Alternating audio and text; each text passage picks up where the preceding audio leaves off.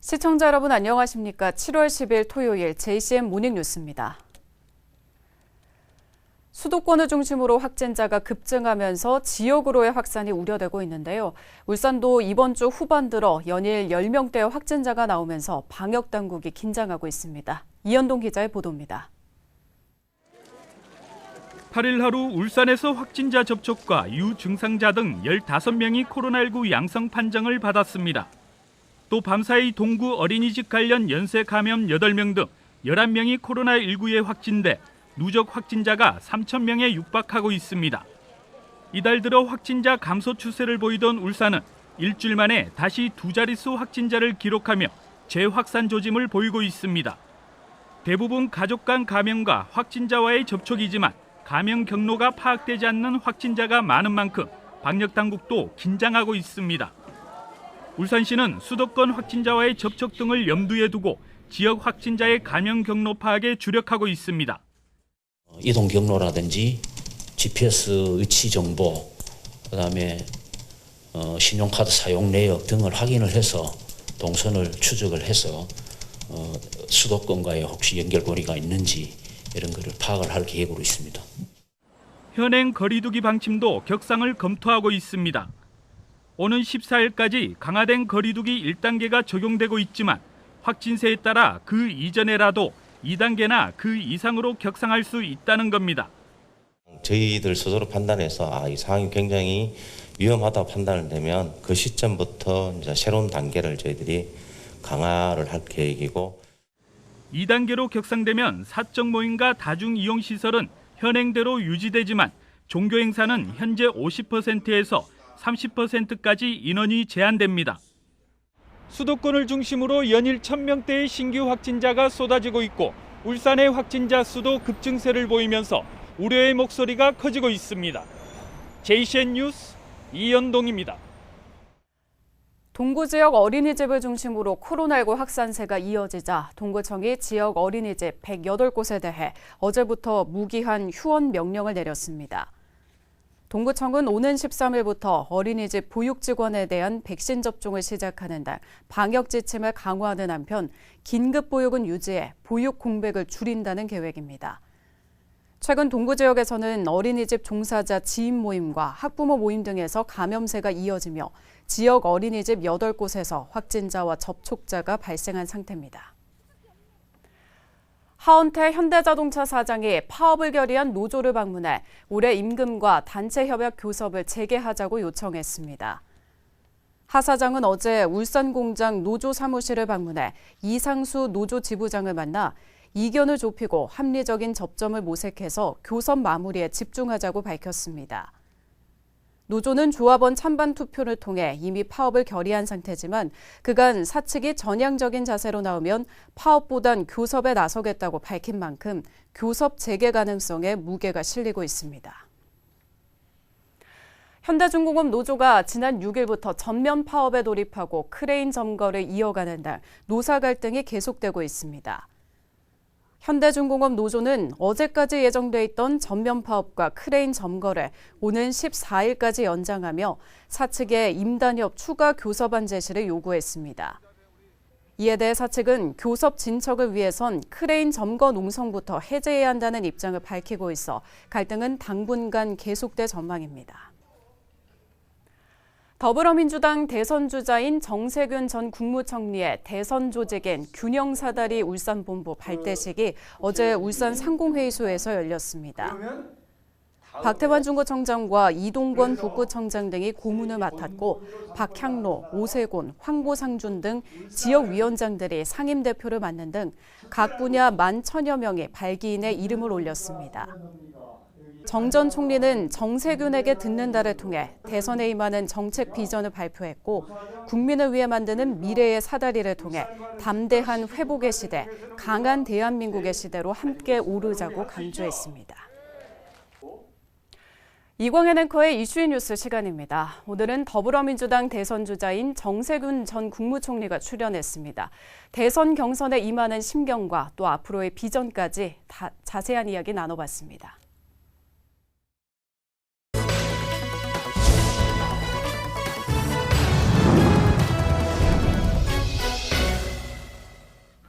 네, 더불어민주당 20대 대통령 후보를 결정하는 예비 경선 투표가 시작이 됐습니다.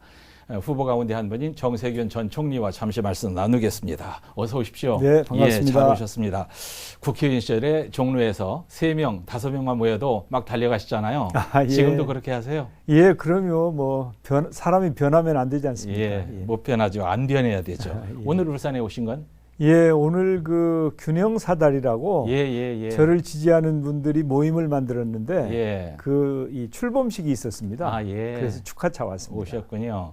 앞에 막 칼라로 된 아주 훌륭한 뭡니까 프레카드도 붙여주고 예. 그분들이 환영을 해주셨어요. 네. 자, 일단 첫 단일화에 성공을 하셨습니다. 이광재 의원하고 요새 말로 지향하는 시대 정신이 많이 같다고 하셨던데 어떤 점이 같은가요? 예, 우선 그 이제 민주당원으로서 순도가 매우 높다. 네. 이제 그런 정통성이라고 할까? 음흠. 그런 점이 있고요. 네. 또 오래전입니다마는 그 노무현 대통령이 대통령 되시기 전에 예. 그 당에 있을 때 함께 이렇게 노무현 대통령을 모시고 일을 했었죠. 예. 그리고 이제 그것보다 더 중요한 것은 이광재 의원하고 저하고는 미래 세대를 위해서 우리가 경제적으로 미래지향적인 그런 좋은 정책, 예. 특히 이제 4차 산업혁명 시대에 우리가 어떤 노력을 통해서 우리 미래 세대에게 꿈과 희망을 줄 거냐. 네. 그런 부분에 서로 관심이 많고 네. 또 정책도 비슷한 부분이 많습니다. 예. 일단 제가 이제 첫 단일화에 성공하셨습니다. 이렇게 인사를 드렸는데 김대중 노무현 또 민주당의 정통성 이런 걸 이어가자면 이낙연 전 대표하고도 2차 단일화를 모색하는 것이 가능하지 않을까 이런 합리적인 예측을 하게 되는데 가능할까요?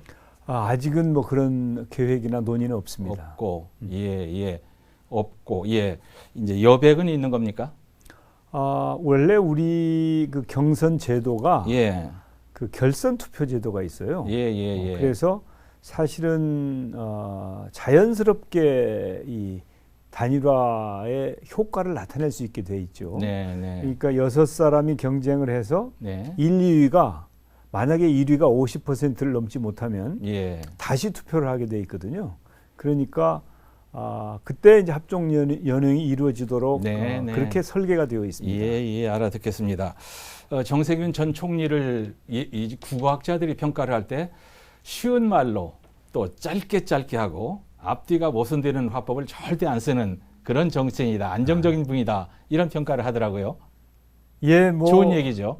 예, 감사한 말씀이죠. 네. 제가 이제 그 시골 출신이 되어서 아무래도 좀 순박하다고 할까요? 그리고 이렇게 문자를 많이 쓰는 것보다는 예. 우리 국민들하고 잘 소통이 되는 네. 그런 화법을 즐깁니다. 예. 화법도 화법이지만 이제 점잖으셔서 그런지 다른 정치인들하고 좀 다른 점이 있는 것이 말이죠. 지금 여권에서 윤석열 전 검찰총장을 놓고 공세들을 마구 펴는데 전 총리께서는 과거를 뛰어넘어서 미래로 가야 된다. 그 정도만 하셨더라고요. 예, 이제 그분이 과거에 대해서 많은 말씀을 하세요. 그런데 사실은 대통령이라고 하는 것은 미래를 책임지는 거 아닙니까? 그렇습니다. 그래서 우리가 미래를 놓고 정책적으로 그리고 또 다른 분야에 대해서 치열하게 경쟁하고 토론하고 하는 네. 것이 바람직한 모습이 아닌가 이렇게 생각합니다. 예. 그러니까 미래 비전을 놓고 경쟁하자 이렇게 이제 알아들리는데 그러면 정세균이 대통령이 되면 이런 나라 만들겠습니다. 이런 말로 좀 이어주셔야 되겠어요. 예, 무엇보다도 청년들에게 꿈과 희망을 주어야 되겠다. 네. 현재 우리 청년들이 아주 유능하거든요. 네. 그리고 열정도 있고 정말 이 어디에 내놔도 손색이 없는데 기회가 별로 없어요. 그래서 이런 그 불평등하고 또 노력을 해도 성과를 내지 못하는 이런 네. 상황을 어떻게든지 빨리 좀 바꾸어서 꿈과 희망을 가지고 네. 최선을 다할 수 있도록 일한 만큼 성과를 받고 노력하면 기회가 주어지는 그런 대한민국을 만들고 싶습니다. 네. 이제 성격 유형을 알아보는 MBTI 검사라는 게 있답니다. 그걸 해보니까 정세균 전 총리께서는 ESTJ, 엄격한 관리자 예. 이렇게 나왔다면서요. 예. 자, 대처 수상이나 록펠러 이런 분들이 해당된다고 하는데 대통령이 가져야 할 중요한 덕목이기도 하고 뭔가 2%가 좀 부족할 것 같기도 하고 예. 그런데 이제 저를 보시면 예. 엄격하게 보이지는 아니에요. 않지 그렇지 않습니까? 않아요. 예, 편하게 보이죠. 그래서 사실은 저는 굉장히 친근한 이미지이죠. 예. 그런데 또 막상 그 테스트를 해보니까 예, 그렇게 나와요. 예, 그렇게 나왔어요. 그래서 다행이다. 왜냐하면 제 외모만 보고 네. 혹시 너무 부드러운 게 아닌가 하는 걱정을 하시는 분들도 계시거든요. 예. 그런데 사실은 제가 그렇게 부드러운 사람은 아닙니다. 평소에는 합리적이고 아주 친화적이지만 네. 결정적인 때는 강력하게 예. 싸울 땐 싸우고 뭔가 매듭을 짓는 그런 그 노력을 해왔거든요. 네. 사실은 뭐 그렇게 해오지 않았으면 오늘의 제가 있을 수도 없었겠지요. 예. 제가 야당 대표를 2년 했던 적이 있는데 예. 그때는 아마 역대 야당 대표 중에서 가장 치열하게 그리고 가장 성과 있게 투쟁을 한 그런 야당 대표로 기록이 되어 있거든요. 네. 그래서 그런 걸 보면 또 저 이 성향 테스트가 어느 정도 좀 맞는 것 같기도 하고 그렇습니다. 예. 부드러운 카리스마. 예. 이제 울산에 오셨으니까요. 울산 시민들께 덕담을 좀 하셔야 되는데 예. 어떤 말씀 해주시겠습니까? 예, 사실 그 울산이 오늘의 대한민국이 있기까지 대한민국을 먹여 살린 도시 아닙니까? 예. 그러니까 산업화 과정에서 최고의 중심지였죠. 네. 그런데 이제 앞으로는 이 산업이 좀 달라질 거예요. 예. 미래형으로. 예. 특히 4차 산업혁명 시대에는 우선 뭐 여기 자동차나 그 선박이나 또 유화 이런 부분도 그 많이 달라질 거라고 보거든요. 그래서 그런 부분에 잘 적응하는 노력을 통해서 네. 지금까지 대한민국 산업화의 중심적인 역할을 했던 울산이 예. 다시 한번 선진 대한민국, 네. 특히 선도 경제 시대에 대한민국을 이끌고 가는 그런 도시로 다시 자리매김해 주셨으면 좋겠습니다. 예. 울산에요. 한 14,000여 진성당원들이 있다고 합니다. 그분들에게도 짧게 한 말씀 하시죠. 예, 제가 가장 민주당스러운 후보입니다. 순도가 가장 높지요. 그리고 정통성이 있을 뿐만 아니라 김대중, 노무현, 문재인 세 분 대통령으로부터 중용을 받은 그런 사람입니다. 그래서 그 사이에 많이 훈련이 돼 있고 또 역량도 커졌으니까 저를 한번 써주시는 것을 깊이 고심해 주시기 바랍니다. 네, 제가 이 질문 잘 드렸죠. 감사합니다. 감사합니다. 전세균 전 총리와 잠시 말씀 나눴습니다. 울산에 많은 관심과 성원 부탁드립니다. 네. 감사합니다. 감사합니다. 울산 미포 국가산업단지가 디지털과 친환경이 합쳐진 스마트 그린 산단으로 탈바꿈됩니다. 울산시와 한국산업단지공단 울산지역본부는 최근 울산 미포 스마트 그린 산단 5개년 실행 계획을 수립했습니다. 디지털 트윈 기반 공정혁신 시뮬레이션 센터 구축과 스마트 에너지 플랫폼 구축 등 14개 사업에 3,523억 원이 투입되며 울산 미포 스마트 그린 산단 사업단도 출범합니다. 울산시는 3천억 원의 생산 증대와 1,500명 일자리 창출과 함께 안전사고 감소 등의 효과를 기대하고 있습니다. 울산문화재단이 오는 13일부터 문화활동을 누리기 어려운 기관을 찾아 공연을 펼치는 찾아가는 문화활동 사업을 실시합니다. 지난 2017년부터 진행되고 있는 찾아가는 문화활동은 관내 문화 소외계층에게 다양한 공연 감상 기회를 제공하기 위해 시작됐으며 올해는 코로나19로 각종 공연 관람이 어려운 시민들을 위해 행사를 가질 계획입니다. 공연팀은 기관의 선호도에 따라 음악과 대중예술 분야 등 모두 30개 공연단체가 다채로운 공연을 펼칠 예정입니다. 7월 울산 지역 주택사업 경기 전망이 전달보다 크게 하락한 것으로 나타났습니다. 주택산업연구원에 따르면 울산의 7월 주택사업 경기 실사지수는 93.7로 전달 120보다 26.3포인트 하락했습니다. 서울과 수도권은 기준선 100을 상회하며 주택사업 경기의 양호한 흐름이 지속된 반면 지방은 광주와 전남을 제외하고 기준선 100을 밑돌았습니다.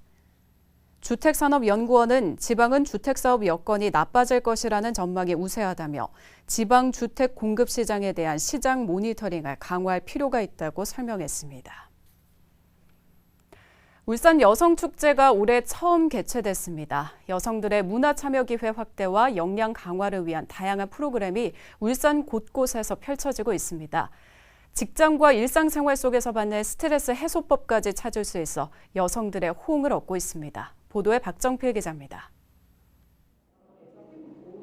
제1회 울산 여성축제 기간을 맞아 아로마 향수 만들기 프로그램에 참여한 30대 워킹맘 박 씨. 바쁜 직장 생활과 육아로 자신을 가꿀 수 있는 시간이 턱없이 부족했다고 말합니다. 얼마 전 다니던 직장에 육아휴직을 신청하고 자신을 위한 시간을 갖기 위해 울산 여성축제 참여 프로그램에 참여했습니다. 육아랑 일을 병행하다 보니까 저 혼자만의 시간이 별로 없었는데 이번 기회를 통해서 좀 나를 되돌아보고 나를 찾아가는 시간이 될 수 있어서 되게 좋은 것 같습니다. 여성들의 일상생활 속 스트레스와 힐링을 돕기 위한 유리공예 등 6개의 프로그램에 많은 여성들이 참여했습니다. 여기 참여하시는 분들이 일상에 지친 우리 여성분들 오히려 힐링을 하고 자기 개발을 하고 또 자기의 쉼이 될 수 있는 그런 좋은 시간이 될 거라고 예상합니다. 서울주 문화센터에서는 주부들을 위한 주부가요 열창 경연 무대가 마련됐습니다. 노래를 부르며 그동안 가사 노동에서 받은 스트레스를 한 번에 날려버립니다. 저는 이제 꿈이 사실 가수였었거든요. 근데 주부로서 이제 계속 가정생활만 하다 보니까 이런 기회가 있어서 저는 완전히 좋았습니다. 그래서 저의 꿈을 펼칠 수 있는 기회도 될 것 같고. 이외에도 여성들과 소통하는 강연 등 다양한 프로그램이 마련됐습니다. 울산에서 처음으로 이제 개최되는 여성 축제인 만큼 의미가 참 크다고 생각을 하고 있습니다. 이러한 여성들을 위한 축제가 계속 이어지고 여성이 행복한 울산이 될 수 있도록 저희 의회에서도 적극 지원하겠습니다. 지난 6월 말 기준 울산 전체 인구는 112만 6,300여 명. 이 가운데 여성 인구는 절반에 가까운 54만 7,400여 명. 올해 처음 열린 울산 여성축제가 여성들의 일과 삶을 되돌아보고 일상생활 속에서 힐링하는 방법과 삶의 균형을 찾는 의미 있는 출발점이 될 것으로 보입니다. JCN 뉴스 박정필입니다. 지난 3일부터 어제까지 광주 국제양궁장에서 열린 제39회 대통령기 전국 남녀 양궁대회에서 남구청 양궁선수단이 메달 3개를 획득했습니다. 이번 대회에서 남구청 양궁선수단은 리커브 남자 단체전에서 3위를 차지해 동메달을 목에 걸었습니다. 또 리커브 개인전에서 김락원 선수가 50m에서 은메달을 획득했으며 컴파운드에 출전한 양재원 선수가 개인전 동메달을 차지하는 등 모두 3개의 메달을 획득했습니다. 자신의 음주운전을 신고하려는 목격자들을 흉기로 위협한 50대 남성에게 징역형의 집행유예가 선고됐습니다. 울산지법 정재민 판사는 특수협박과 도로교통법 위반 혐의로 기소된 50대 A씨에게 징역 1년에 집행유예 2년을 선고하고 40시간의 준법운전 강의 수강을 명령했습니다. A씨는 지난해 10월 북구의 한 식당에서 술을 마신 뒤 만취 상태에서 자신의 승용차를 운전하려다가 이를 목격한 2명이 경찰에 신고하려 하자 흉기로 위협한 혐의를 받고 있습니다. 중구청이 혁신클러스터 부진의 입주기업 32개사에 2분기 지원금을 지급했습니다. 중구청에 따르면 지난 1분기 혁신도시 입주기업 30개사에 보조금 4천만 원을 지원한 데 이어 2분기에도 32개사에 4,600만 원을 지원했다고 밝혔습니다. 지원 대상은 혁신도시 클러스터 부진에 사무공간을 임차하거나 직접 분양받아 입주한 지 3년이 지나지 않은 기업과 대학, 연구소 등입니다. 한편 중구청은 분기별로 지원 기업을 선정해 임차료와 분양대출 이자를 최대 80%까지 지원할 계획입니다. 남구 신정시장에 고객 편의시설이 조성됐습니다. 신정시장 고객 편의시설은 19억 9천만 원이 투입돼 311제곱미터 부지에 2층 규모로 조성됐으며 1층은 고객 휴게실과 공용 화장실, 2층은 상인의 사무실과 회의실 등으로 조성됐습니다. 울산시는 올해 17개 시장을 대상으로 전통시장 시설 현대화 사업을 진행할 계획입니다. JCN 모닝뉴스를 마칩니다. 함께해 주신 여러분 고맙습니다.